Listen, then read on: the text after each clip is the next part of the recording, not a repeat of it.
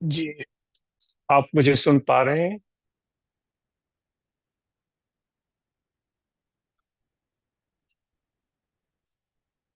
Hello? جی حضور، جی حضور۔ جی حضور، آواز آ رہی ہے؟ جی صحیح آ رہی ہے۔ جی، نحمدہ و نصلی علی رسول الکریم، اما بعد، اعوذ باللہ من الشیطان الرجیم، بسم اللہ الرحمن الرحیم۔ واصبر نفسک مع الذین یدعون ربهم بالغداة والعشی، صدق اللہ مولانا العظیم۔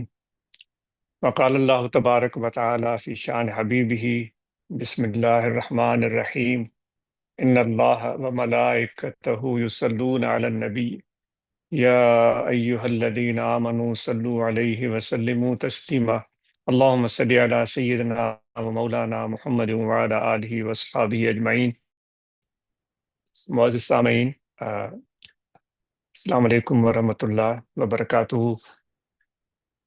آج آپ سے مخاطب ہونے کا موقع ملا، دوستوں کا جنہوں نے یہ پروگرام منعقد کیا، اور ان کا اور آپ سب کا بہت شکریہ۔ اور یہ ایک خاص محفل کہلائے گی اس وجہ سے کہ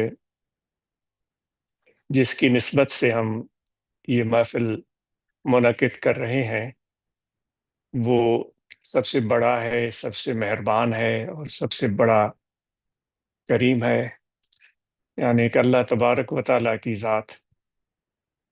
تو مکان کی جو فضیلت ہوتی ہے یا محفل کی جو فضیلت ہوتی ہے وہ نسبت کی وجہ سے ہوتی ہے۔ کوئی بھی مہمان چل کر آتا ہے ہمارے پاس، تو اس مہمان کی جو قدر اور شان اور منزلت ہوتی ہے تو وہ ہمارے گھر کو چار چاند لگا دیتی ہے۔ اگر وقت کا بادشاہ کسی کے گھر چل کر آ جائے اور وہ اس بادشاہ کا رعیتی ہو، تو اس میں اس کے گھر کا کوئی کمال نہیں ہوگا، یا کسی اور وجہ سے اس کو کوئی مرتبہ اور منزل نہیں ملے گی۔ کمال کی وجہ صرف اور صرف یہ ہوگی کہ بادشاہ کی آمد ہوئی، وہ وہاں پر آیا۔ وہ کیا آتا ہے کہ دنیا کی نظریں اس طرف لگ جاتی ہیں۔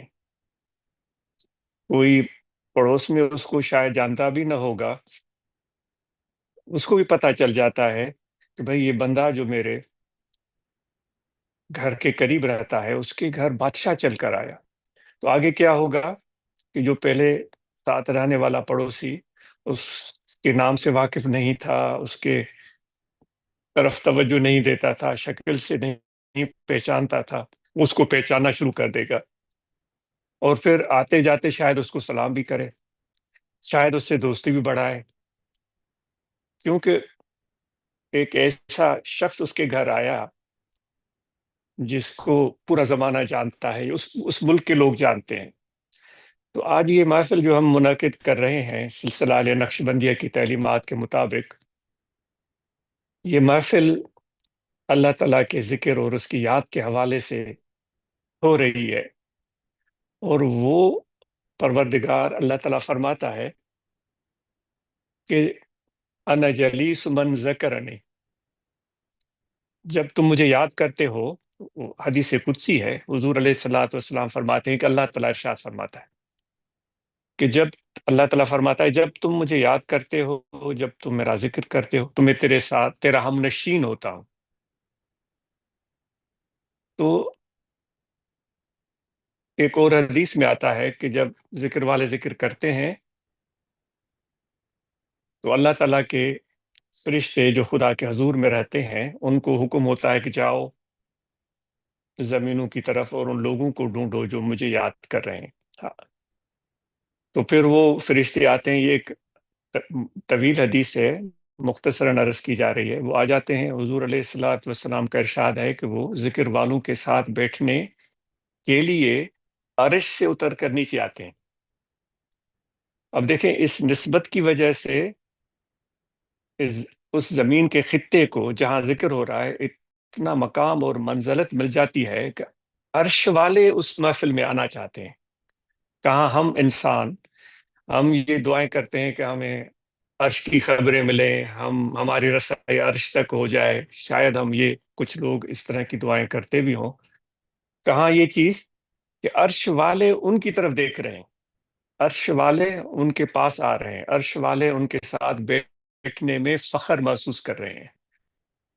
تو دوستو، جو بھی دوست ہمارے ذکر کرتے ہیں، جن کے دلوں میں اللہ تعالیٰ کی یاد ہے، وہ اس کی قدر اور منزلت اور اس کی لذت اور اس کی حقیقت کو وہ جانتے ہیں.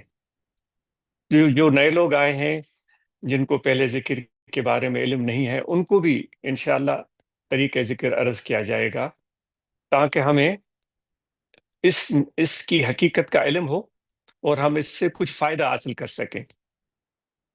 یہ تعلق اور رابطہ بنیادی طور پر ہے ہی ذکر کے حوالے سے، اور یہ عاجز چاہے گا کہ ہمارے یہ رابطے، یہ ملاقاتیں یہ رہیں، تاکہ ہمارا بھی ذکر والوں کے ساتھ تعلق پیدا ہو، اور ان کی نسبت کی وجہ سے ہم بھی ذکر والوں کی لسٹ میں شامل ہو جائے.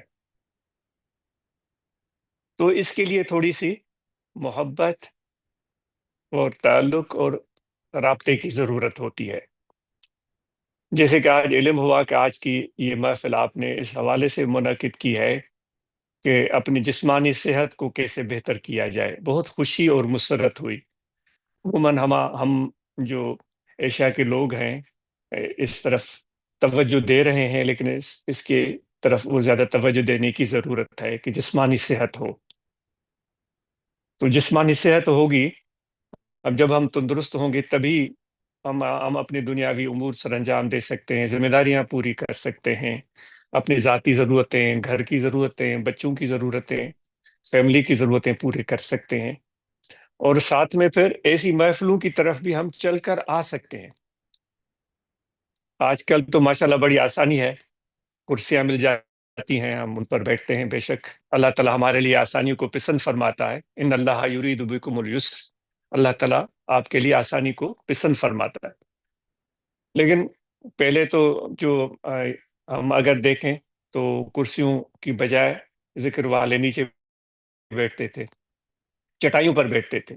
اب چٹائیوں پر بیٹھنا آسان نہیں ہوتا، اس کے لیے آپ کو توانائی چاہیے، طاقت چاہیے، اور آپ کے جسم میں لچک ہو کہ آپ نیچے بیٹھ سکیں پھر اٹھ سکیں.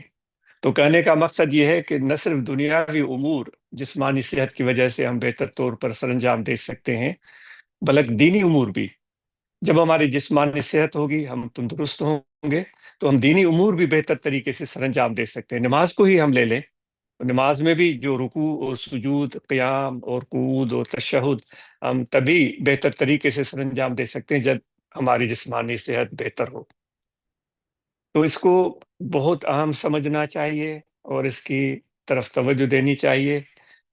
جسم کو کثرت کی ضرورت ہے، کثرت یعنی کہ ایکسرسائز، اور کچھ واکنگ، رننگ، ہائکنگ، جو بھی ماشاءاللہ آپ ترقی یافتہ ملک میں رہتے ہیں، آپ ان چیزوں کو بہت اچھی طرح جانتے ہیں. تو ان چیزوں کی ضرورت ہوتی ہے جس طرف ہمیں اجتماعی طور پر ایک دوسرے کو توجہ دینی چاہیے، اور ان لوگوں کے ساتھ ہمیں ملنا چاہیے جو اس طرح کی مشغولیوں میں رہتے ہیں، ایکسرسائز کرتے ہیں، ہائکنگ کرتے ہیں، واکنگ کرتے ہیں، رننگ کرتے ہیں، تاکہ ہمارے اندر بھی یہ ذوق اور شوق پیدا ہو کہ ہم بھی اپنی صحت کا خیال رکھ سکیں. تو پھر جب جسمانی صحت آ جاتی ہے تو پھر روحانی، باطنی، قلبی صحت کا بھی ضرور ذکر ہوگا، کیونکہ جب جسمانی صحت ہو اور روحانی طور پر ہم کمزور ہوں اور ہماری روحانی صحت درست نہ ہو، تو پھر یہ ہوتا ہے کہ ہمارے دل کا سکون ختم ہو جاتا ہے، بے اطمینانی کی کیفیت پیدا ہو جاتی ہے، ہم پریشان ہو جاتے ہیں، انزائٹی کا شکار ہو جاتے ہیں. تو اللہ تعالیٰ فرماتا ہے الا بذکر اللہ تطمئن القلوب، آگاہ ہو جاؤ اے میرے بندو کہ تمہارے دلوں کو اطمینان میرے ذکر سے میسر ہوگا. تو اس ذکر کے بارے میں عرض کیا جاتا ہے کہ بائیں جانب پسلیوں کی طرف انسان کا دل ہے. اس دل میں آپ نے توجہ رکھنا ہے، خیال رکھنا ہے، کھڑے بیٹھے لیٹے سوئے جاگے، وضو ہو یا نہ ہو، سانس آتا جاتا رہے، بس یہ توجہ رکھنا ہے اپنے دل کی طرف کہ ہمارا دل پکار رہا ہے اللہ اللہ اللہ اللہ اللہ اللہ. ایک زبان سے ذکر ہوتا ہے، جس طرح درود شریف کا ورد ہم کرتے ہیں اور کرنا چاہیے. روزانہ ہم درود شریف پڑھیں جتنی بھی توفیق ہو سکے. ہم کلمہ شریف کا ورد کرتے ہیں، ہم سبحان اللہ کا ورد کرتے ہیں، لیکن قلبی ذکر کے لیے زبان کا کوئی واسطہ اور دخل نہیں ہوتا. قلبی ذکر کے لیے ہمیں دل کی طرف توجہ کرنے کی ضرورت ہوتی ہے. جب ہم اپنے دل کی طرف توجہ کرتے ہیں اور اس ذکر کی مشق کرنا شروع کر دیتے ہیں، تو پھر ہمیں دل میں اس کے اثرات محسوس ہونا شروع ہو جاتے ہیں. تو ایک مرتبہ پھر آپ سن لیں کہ قلبی ذکر کیسے ہوتا ہے. جیسے پیاس لگے ہمیں تو ہم زبان سے پانی پانی نہیں بولتے، توجہ پانی کی طرف رہتا ہے. بالکل اسی طرح دل کا توجہ ذکر میں رہے، چاہے ہم بول رہے ہیں، ہم کام کر رہے ہیں، ہم سفر کر رہے ہیں، ہم لیٹے ہوئے ہیں، ہم بیٹھے ہوئے ہیں. قلبی ذکر کے لیے کوئی شرط نہیں ہے. وضو ہو تب بھی کر سکتے ہیں، وضو نہیں ہے تب بھی کر سکتے ہیں. ہر حال ہر کیفیت میں آپ ذکر کر سکتے ہیں. صرف توجہ رکھنا ہے دل کی طرف. اور ایک اور چیز جس کی بڑی بنیادی اہمیت ہے سلسلہ نقش بندیہ میں، وہ یہ ہے کہ مرشد کامل کے ساتھ رابطہ اور نسبت قائم کرنا. کیونکہ حضور علیہ الصلوۃ والسلام نے بھی اس چیز کو پسند فرمایا ہے. آپ فرماتے ہیں کہ ہمارا آ، آپ کا ایک معمول تھا کہ گھر سے آپ باہر جو آیت کریمہ تلاوت کی، بلکہ اس کا شان نزول ہے کہ آپ گھر سے باہر تشریف فرما ہوئے. آپ صلی اللہ علیہ وآلہ وسلم نے اپنے صحابہ کو دیکھا. کچھ صحابہ جو تھے وہ مختلف مشاغل میں تھے. ہو سکتا ہے کوئی تلاوت میں مشغول ہو سکتا ہے کوئی عبادت میں مشغول ہو سکتا ہے کوئی آرام کر رہا ہو، کیونکہ جو مسجد نبوی تھی وہ پوری صحابہ کے حوالے سے ایک مختلف قسم کے مشاغل کی ایک جگہ تھی. تعلیم بھی ہوتی تھی، تربیت بھی ہوتی تھی، عبادت بھی ہوتی تھی. وہیں صحابہ آرام بھی کرتے تھے، بیٹھتے بھی تھے، لیٹتے بھی تھے. تو آپ سارے اپنے ان دوستوں کو، صحابہ کو آپ نے دیکھا. سب سب کو دیکھتے ہوئے آگے چلتے گئے، یہاں تک کہ ایک ایسے جماعت تک پہنچے، ایک ایسے گروپ تک پہنچے جو مل بیٹھ کر اللہ تعالیٰ کا ذکر کر رہے تھے. آپ صلی اللہ علیہ وآلہ وسلم ان لوگوں کے ساتھ بیٹھ گئے اور ان کے ساتھ ذکر میں مشغول ہو گئے اور ذکر کرتے رہے. جب وہ ذکر کی محفل اختتام کو پہنچی تو آپ اپنے ممبر پر تشریف فرما ہوئے. حضور علیہ الصلوۃ والسلام جب ممبر پر تشریف فرما ہوتے تھے تو سب صحابہ آگے آ جاتے اور ارشاد مبارک سنتے. تو سب صحابہ آگے آ گئے. آپ صلی اللہ علیہ وآلہ وسلم نے مختصر خطبہ دیا اور یہ الفاظ ارشاد فرمائے. قال النبی صلی اللہ علیہ وآلہ وسلم، وہ میں ترجمہ عرض کر دیتا ہوں.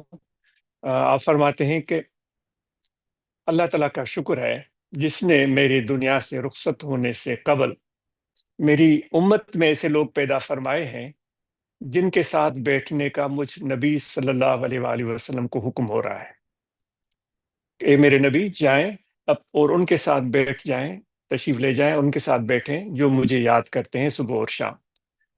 تو دوستو یہ ذکر بھی ضروری ہے اور ذکر کے لیے صحبت بھی ضروری ہے، اور سلسلہ نقش بندی میں نسبت بھی ضروری ہے. مرشد کو دل کا کعبہ اور قبلہ بولا جاتا ہے اور ان کے ساتھ دل کا رابطہ، روح کا رشتہ قائم کیا جاتا ہے. کیونکہ انسان زندگی میں دوستی اور رابطے میں رہے بغیر رہ نہیں سکتا. تو کسی ایسے انسان سے تعلق پیدا ہو جائے جس کے دل کا رابطہ اللہ تعالیٰ کے ذات کے ساتھ ہو، ایسے شخص کے ساتھ رابطہ ہو جائے جس طرح حضور علیہ الصلوۃ والسلام نے فرمایا کہ جو لوگ اللہ تعالیٰ کے ذکر کی کنجیاں ہیں. آپ صلی اللہ علیہ وآلہ وسلم نے فرمایا کہ ان لوگوں کو سے ملو جو اللہ تعالیٰ کے ذکر کی چابیاں ہیں. تو صحابہ نے عرض کیا تھا یا رسول اللہ صلی اللہ علیہ وسلم ان کی نشانی کیا ہے، ہم ان کو کیسے پہچانیں؟ آپ صلی اللہ علیہ وآلہ وسلم نے فرمایا کہ جب ان لوگوں کو آپ دیکھو گے تو آپ کو اللہ تعالیٰ کی یاد آ جائے گی. تو آپ بڑے خوش قسمت ہیں کہ آپ اللہ تعالیٰ کے ذکر کے لیے یہاں بیٹھے ہیں. اور ذکر کی تلقین آپ کو کی گئی ہے، اور دوست یہاں موجود ہیں، ہمارے دوست توقیر صاحب، سجاد صاحب، اور کافی دوست۔ لاسٹ ٹائم جرمنی آنا ہوا تھا، جرمنی کے دوستوں نے بڑا پیار دیا، بڑی محبتیں دی، وہ ابھی تک ان کا پیار اور محبتیں ہمیں یاد ہیں، اور ان کے لیے دعائیں کرتے ہیں کہ اللہ تعالیٰ ان کی محبتیں اور بڑھائے، اللہ تعالیٰ ان کو اور نوازے۔ تو یہ دوست آپ کو مزید کچھ بھی معلومات چاہیے، بلا جھجھک آپ ان سے پوچھ لیں۔ کوئی ذکر کے حوالے سے معلومات چاہیے، مراقبہ کے حوالے سے معلومات چاہیے، صحبت کے حوالے سے معلومات چاہیے، بلا جھجھک ان سے پوچھ لیں، تو آپ کو پوری صورت حال کا علم ہو جائے گا۔ اور یہ بھی آپ کے ذہن میں ہو کہ کوئی پھل سامنے پڑا ہوا ہو، اگر تربوزہ پڑا ہوا ہے یا سیب پڑا ہوا ہے یا کوئی اور پھل پڑا ہوا ہے، تو دیکھنے میں وہ اچھا بھی لگ سکتا ہے، نہیں بھی لگ سکتا ہے، لیکن پھل کا اصل جو کام ہے وہ ہے ذائقہ اور لذت۔ تو اس کا تب پتہ چلتا ہے جب ہم پھل کو کاٹ کر منہ میں ڈالتے ہیں، اس کی کوئی کاش منہ میں ڈالتے ہیں، پھر پتہ چلتا ہے کہ یہ پھل کیسا ہے۔ تو یہ بھی ایک ذکر کا پھل ہے، آپ کے سامنے پڑا ہوا ہے، تو آپ نے دیکھا ہوگا یا محسوس کیا ہوگا، اس کا پتہ تب چلے گا جب آپ ذکر کریں گے، پھر اس کی ذائقے کی، اس کی لذت کی کا علم ہوگا۔ پھر صحبت، پھر بیٹھنا۔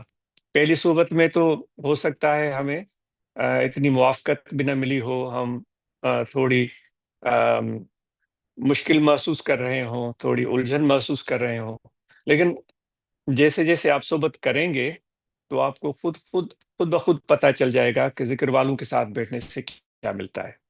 تو امید ہے کہ آپ ذکر کا طریقہ سمجھ چکے ہوں گے۔ توجہ رکھیں دل میں کہ دل ذکر کر رہا ہے اللہ اللہ اللہ، اور پہلے عرض کیا گیا ہے، آپ کو دوبارہ دہرانے کی ضرورت نہیں ہے۔ مراقبہ کے لیے آپ روزانہ ختم شریف پڑھیں، وہ ختم شریف بڑا آسان ہے، سورہ فاتحہ، لیلاف شریف، قل هو اللہ احد، آیت کریمہ ان رحمت اللہ قریب من المحسنین، اور اول آخر درود شریف، یہ تلاوت کر کے یہ حضور علیہ السلام کی بارگاہ اقدس میں یہ تحفہ، یہ نذرانہ پیش کریں، آپ کے اہل بیت، ازواج مطہرات اور خلفاء راشدین، سب صحابہ، سب اولیاء، خصوصاً مشائخ نقش بند کو۔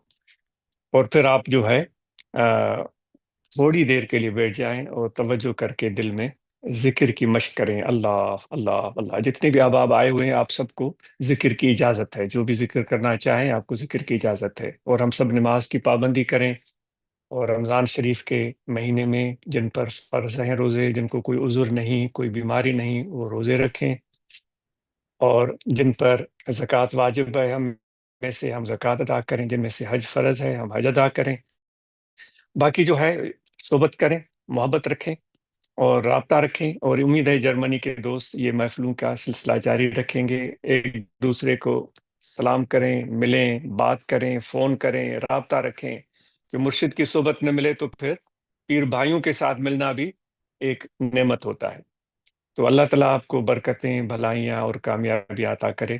جزاکم اللہ خیر، بہت شکریہ، وما علینا الا البلاغ۔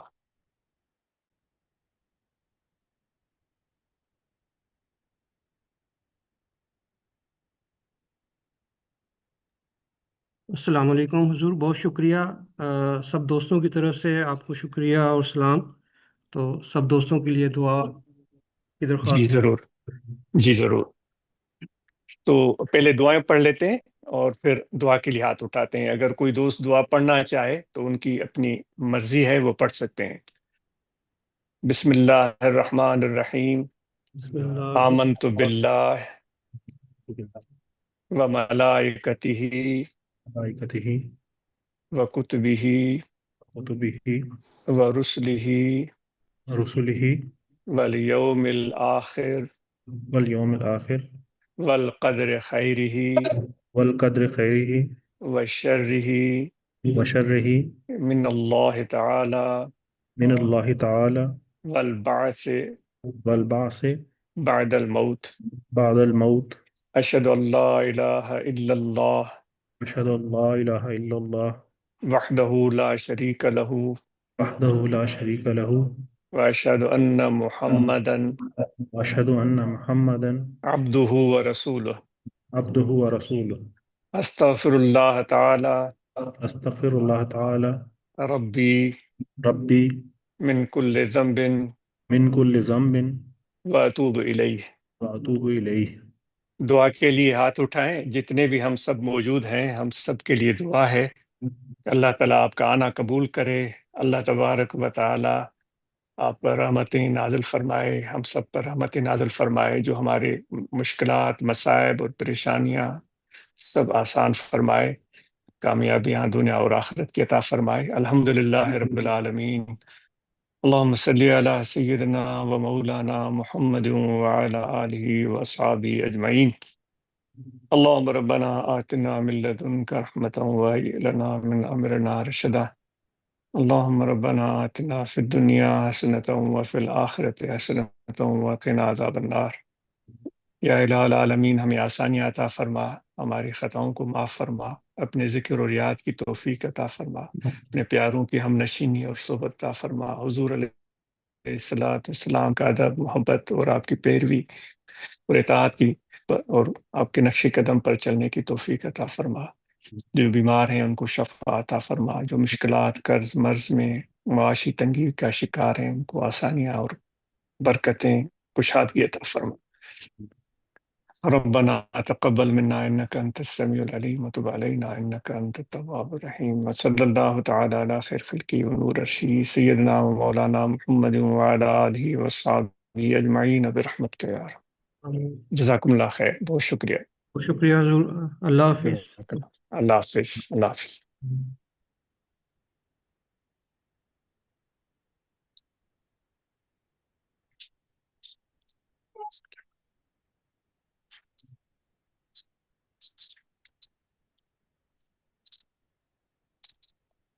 دوست کوئی ذکر لینا چاہے تو لے لے، ورنہ پھر بعد ادھر لنگر کا انتظام ہے۔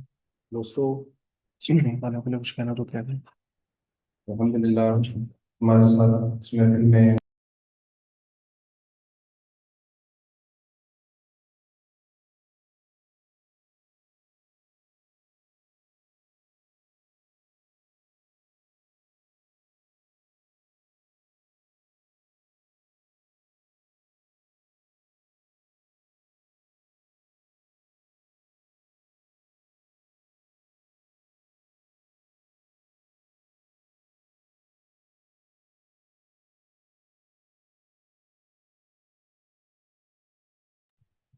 جو دوست آن لائن شرکت کر رہے ہیں، دوستوں آپ سب کا بہت شکریہ، آپ سب کو بہت مبارک ہو کہ الحمدللہ آپ سب کو مرشد کا دیدار ہوا، مرشد کی باتیں آپ نے سنی۔